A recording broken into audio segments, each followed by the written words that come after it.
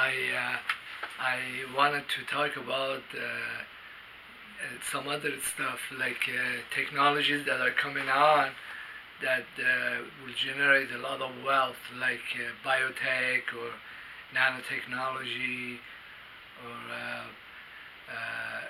discoveries in quantum physics.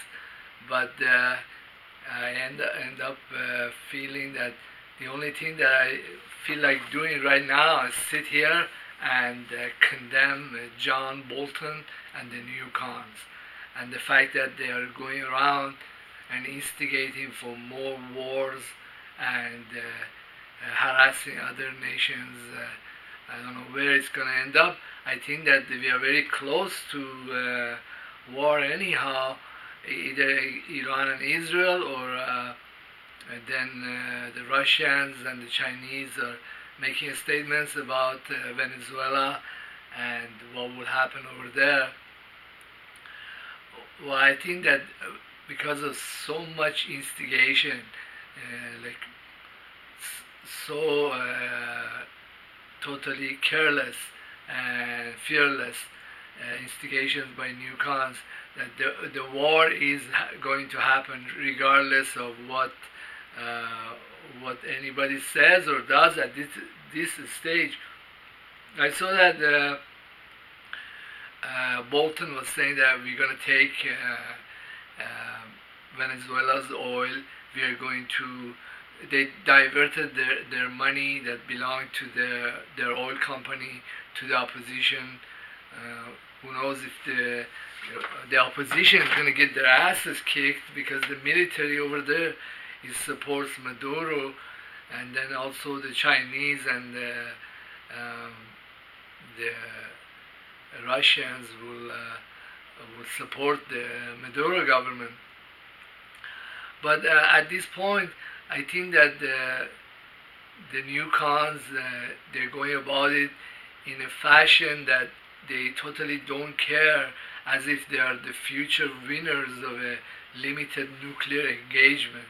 Like, I don't know where these guys are coming from, or why they think that they're going to be a winner.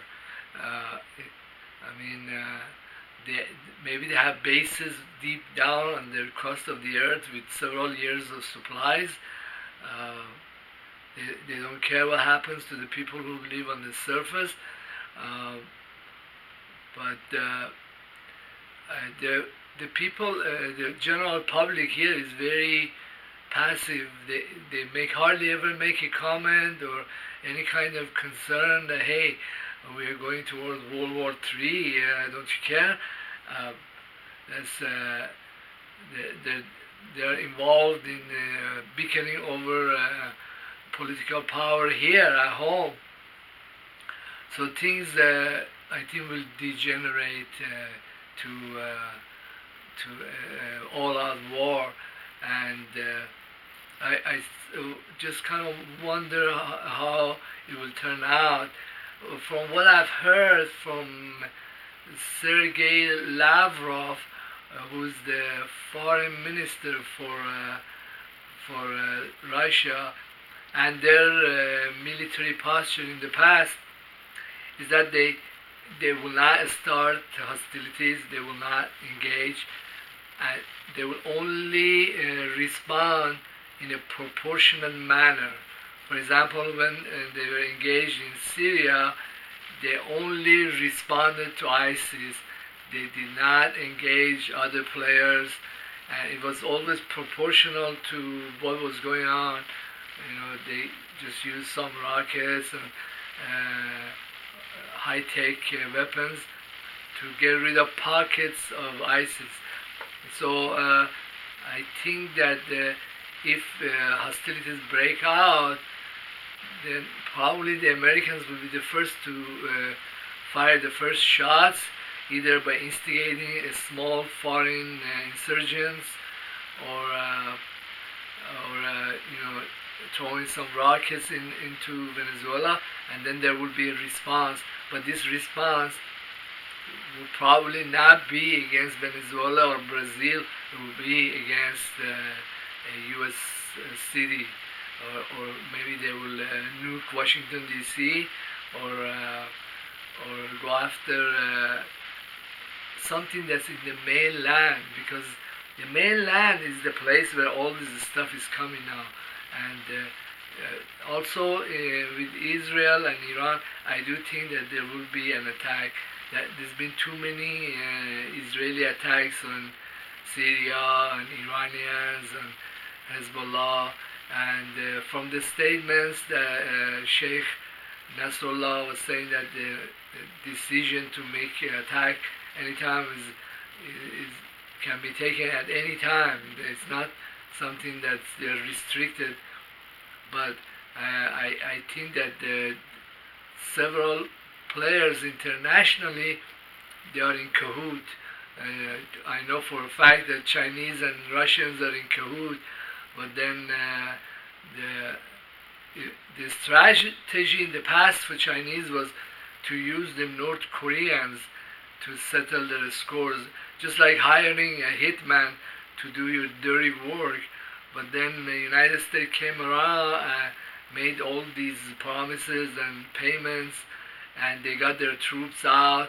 They're basically doing what the North Koreans wanted them to do, but kind of prettifying it with Trump. And in fact, the Americans have been doing nothing but losing and retreating.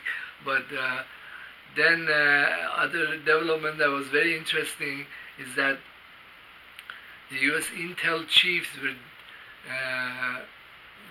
criticizing Trump on Iran, North Korea, and ISIS, and basically the new cons want to continue with their program and plans, and no matter how devastating the consequences might be.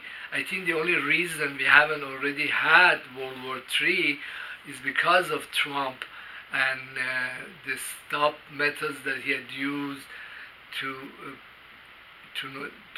disengage United States from ISIS, disengage from Afghanistan, disengage from Syria.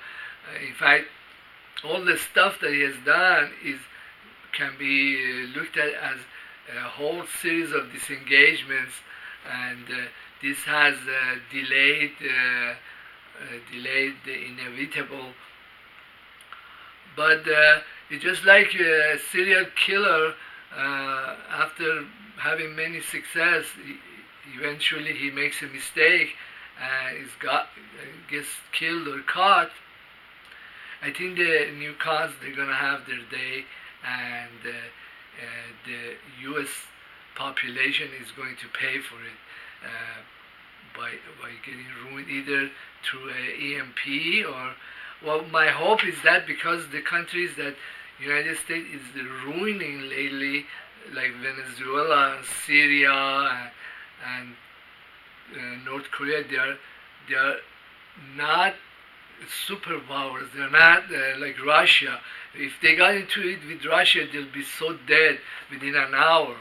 But they're engaging these smaller nations, and I think these smaller countries will use something like an EMP, or it might be like attacks on U.S. bases.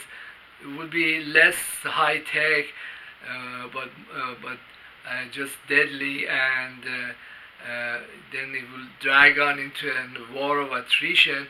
Then the Chinese and the Russians will be drawn into it, and it will become a full engagement. I can't believe that the newcons, they believe that they can win a limited nuclear exchange.